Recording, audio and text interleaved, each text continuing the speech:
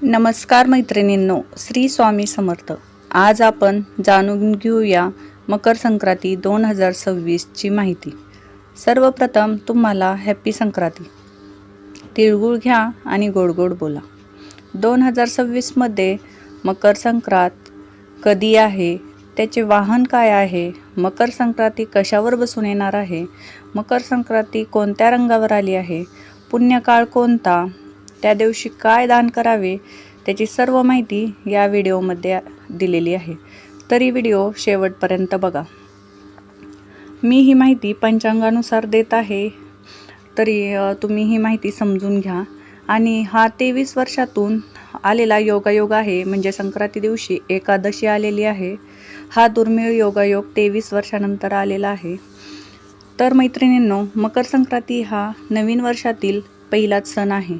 हा सण साधारणपणे दरवर्षी 14 जानेवारीलाच येतो, पण क्वचितच असे घडते की हा सण एखाद्या वर्षी 15 जानेवारीला येतो। तर या दिवशी काय होते, सूर्य हा मकर राशीत प्रवेश करतो। या दिवसापासून दिवस हा तिळातिळाने वाढतो। या दिवसापासून उत्तरायणाला सुरुवात होते। यालाच मकर संक्रांतीचे संक्रमण असे म्हणतात। आपल्या महाराष्ट्रामध्ये स्त्रिया हळदी कुंकू लावून एकमेकींना वाण देऊन हा सण सौभाग्याचा सण म्हणून साजरा करतात। या दिवशी मैत्रिणींना, सुवासिनींना घरी बोलावून हळदी कुंकवाचे वाण दिले जाते व सौभाग्याचे काहीतरी गिफ्ट म्हणून दिले जाते। यालाच सौभाग्याचे वाण असे म्हणतात। हळदी कुंकवाचा कार्यक्रम ज्या दिवशी असतो त्याला म्हणजे रथसप्तमी दिवशी हा कार्यक्रम साजरा केला जातो। तर मकर संक्रांत हा 3 वाजल्यापासून सूर्यास्तापर्यंत याचा शुभ मुहूर्त आहे।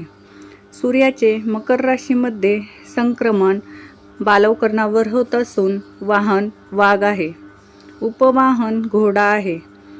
संक्रांतीने पिवळे वस्त्र परिधान केले असून हातामध्ये गदा घेतला आहे, म्हणजेच यावर्षी पिवळा रंग वर्ज आहे, म्हणजे यावर्षी पिवळा रंग आपण घालायचा नाही। संक्रांती ही वयाने कुमारी असून बसलेली आहे। वासाकरता तिने हातात जाईचे फूल घेतलेले आहे। पायस ती भक्षण करत आहे। पायस म्हणजेच काय, खीर। ती खीर खात आहे, म्हणजेच यावर्षी दूध किंवा दुधाचे पदार्थ खाऊ नये। अशी म्हण आहे की जे संक्रांतीने परिधान केलेले आहे किंवा खात आहे ते आपण खाऊ नये। तर सर्पजाती असून भोजनार्थ मोती धारण केला आहे। नक्षत्र अनुराधा नक्षत्र, गंधाधर कुमकुम लिहिली आहे। नाव मंदाकिनी असून सामुदाय मुहूर्त 30 आहे। तिची दिशा पूर्वेकडून पश्चिमेस जात आहे व वायव्य दिशेला ती पाहत आहे। तर आता आपण जाणून घेऊया की मकर संक्रांतीचे फल काय आहे। मकर संक्रांतीने ज्या वस्तू परिधान केल्या आहेत त्या वस्तू महाग होतील आणि मकर संक्रांती ज्या दिशेने आली आहे तेथील प्रजेला सुख प्राप्त होईल व जेथे जात आहे त्या दिशेला कष्ट प्राप्त होईल। या काळात जप, ध्यान, उपासना फलदायी ठरतात।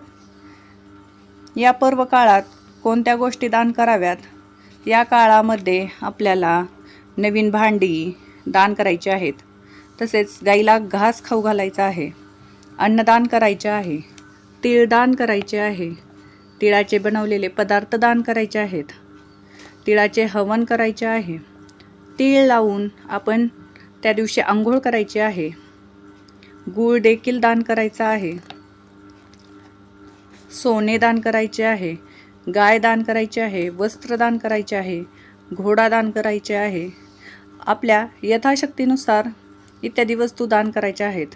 सोने, गाय, घोडा हे काय आपण दान करू शकत नाही, कारण की आता महागाईच तेवढी झालेली आहे, ते आपल्या दान करण्याच्या पलीकडचे आहे।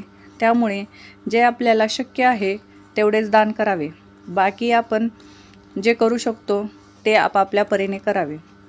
चुकूनही जुने कपडे दान करू नये, नवे वस्त्रच दान करावे. असं त्या दिवशी संक्रांती दिवशी काय करायचं आहे, काय टाळायचं आहे तर दात घासायचे नाहीत, कठोर बोलायचं नाही, गवत तोडायचं नाही. तर या गोष्टी आपण संक्रांती दिवशी करायच्या नाहीत. दान केल्याने काय होते तर पापाचा क्षय होतो, धनवृद्धी होते. तर आपण आपल्याला जे शक्य आहे त्या गोष्टी आपण दान करायच्या आहेत. गाईला घास खाऊ घालायचा आहे आणि ही गोष्ट आपण विसरायची नाही. संक्रांती दिवशी गाईला घास खाऊ घालणे खूप शुभ मानले जाते, त्यामुळे आपण गाईला घास खाऊ घालायचा. आणि संक्रांतीच्या दुसऱ्या दिवशी असते किंक्रात. आता किंक्राती दिवशी आपण हळदी कुंकाचा कार्यक्रम ठेवू शकतो. हा हळदी कुंकाचा कार्यक्रम रथसप्तमी पर्यंत चालतो आणि आपण संक्रांतीला सर्व वाण एकमेकींना बायांना देतो. तसेच या दिवशी लहान मुले पतंग उडवतात आणि हा सण आपल्या महाराष्ट्रामध्ये उत्साहात साजरा केला जातो. तर व्हिडिओमध्ये सांगितल्याप्रमाणे तुम्ही या गोष्टीचे पालन करू शकता आणि तुम्हाला व्हिडिओ कसा वाटला हे कमेंटमध्ये नक्की सांगा. धन्यवाद.